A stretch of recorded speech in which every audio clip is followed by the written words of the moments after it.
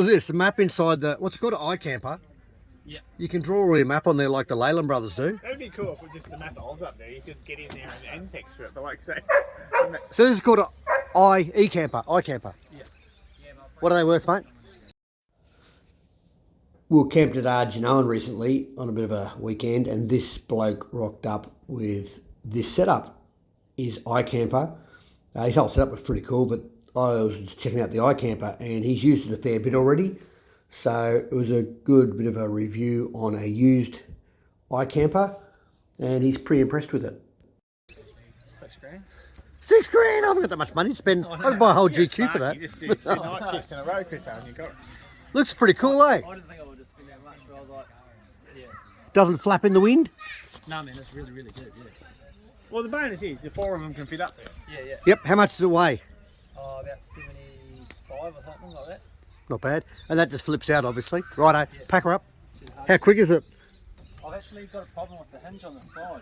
So when it closes, it snags on that hinge. So I've got to put your barrel stick in there. Yeah. Oh, And then you've got to pull the thing. is that because you've hit it on something? No, you load it up with all the sleeping gear. Oh, yeah, right. So do you leave your sleeping gear in there or not? No, you can't. Oh, you can't. No. Yeah, righto. And the ones that you can end up too bloody bulky. It's a happy medium, isn't it? There is a heavy medium somewhere, yeah. But this is a hard shell 4-person rooftop tent, which is what I wanted. See, otherwise he would have had a 2-person rooftop tent and a swag he's got to take. Yeah.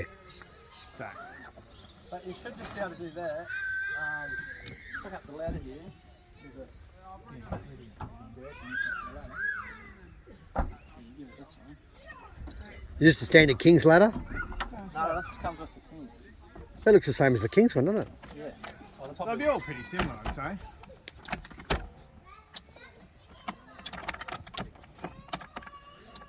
I stood on the King's one the other day and broke it. Did you see that? And the bloody... Yeah, I heard you say you It just broke as I was getting up it. Oh, yeah, righto.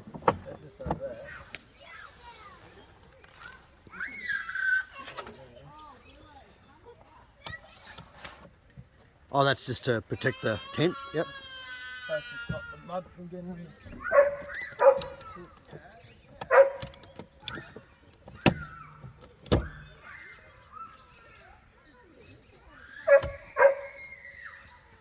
Shut up, Ogie. Well, that's pretty cool.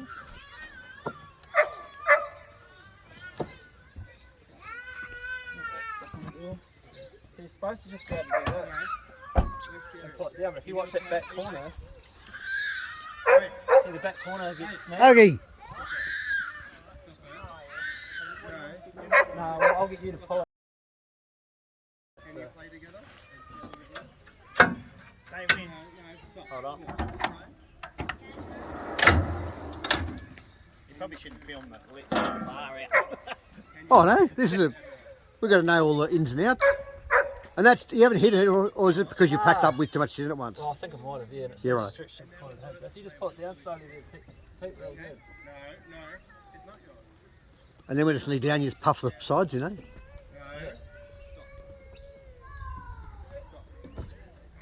kind of just got to work it in. Oh, it just sits over that. You can see the rub marks. Yeah. Yeah, righto. What's the top made of? Is that fiberglass? Yeah, I think so. Yeah. Oh, cool. It's got quite a durable black coating on it. With so many lightweight materials around these days and composites, they should be able to make them light as, eh? It's pretty good. So your mattress and everything's up there, but you just can't leave your pillows and bedding up there. Yeah, and before I had that... Oh, hang on, we've got to put that in. Oh, I can tuck that in easy enough, yeah. Before I had that little issue on the corner, that was a one-man job real easy. So, How long you had it for? oh, so I've lived in it for 3 weeks. And We went to the Cape with it. This Kiwi badge come standing on it, mate? my cousin's in the army and he came over and did the Cape trip with me. Yeah, righto. And like, when I wasn't looking, he snuck that on there. But Oh, so you basically just got to unbolt that hinge and flatten it down. well, I don't know. That's what it looks like. It's just open down in the middle. See, the problem I've got, this is my problem, like when I build canopy, I've got the hinges right in the corner of the door, and that's Yeah. the strongest point. There's no flex there. Yeah. This has got the hinge, what, 300 mm from the corner. Yep. That You're right. hinge That's straight away the whole side flexes. You can see should it. be there. Should Yeah. be right on that corner. Yeah, definitely. Because the gas struts in here are actually really strong, like they're huge. Yeah. And it just puts too much load into They would have been better off keeping that corner square. Well, like I Some- say, if that hinge and is right, right here, on it'd it, be yeah. fine. Yeah. And that's what I'm gonna. That's probably what I'm gonna fix a hanger myself into that corner. Yeah. I was gonna make sure that it all works with those other ones. But that's usually it's really good. And you built this canopy? Yep. What's your business name? Athlete's fabrication on the mud flaps.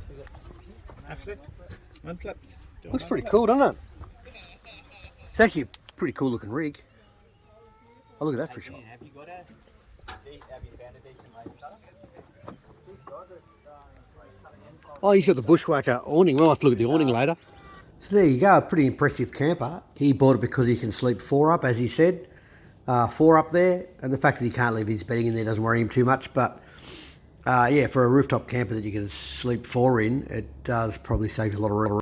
So I'm comparing the iKamper to mine. I've just got the Kings, which a lot of people hate. I like the Kings. I reckon they're a good thing because they're bloody cheap for what they are, and you can leave all your bedding in there. So basically, when I get to camp, well, I've had videos of the setup of this, you basically lift those 2 levers, push the top up, and you're ready to go. You know, your ladder just pops in the back. So it's a real quick setup, and you can leave all your gear up there for 2 people, pillows, doonas, the whole lot. But they're great on a trailer like this, or on a ute setup like Dan's, like we're just looking at on the Hilux, because it's nice and solid. On the roof of a car, they generally are a bit heavy and bulky looking, like they're a big unit. So on the roof of a car, they just look out of place. But for any, you know, for a canopy-based camper or a trailer like this, I think they're really good. I've had this one for a couple of years now. I did take it back for warranty, the first one, so I've had it for 3 years or whatever. I did take it back for warranty only because one corner leaked slightly, and it wasn't much, but the new version was just a bit better, so I took it back and got it changed over. Yeah, there you go. So there's heaps to choose from. There's so many campers out there, and if I ever see them, I'll have a quick look at them, and you know, especially because the ones I see are usually been used a bit, so you can actually see how they've stood up to a bit of use and abuse. Like Dan said, he's bent something, but it was his fault, you know. So good setup. Sorry about the noises in the background with dogs and kids and everyone having a ball, but that's just life, and we obviously don't stage this. This bloke was just packing this up, so we thought we'd have a look at it. Glad I did. And we're going to have a look at his bushwhacker awning because I'm keen to buy one of them. They're the most reasonably priced awning around, I think. Hello, handsome.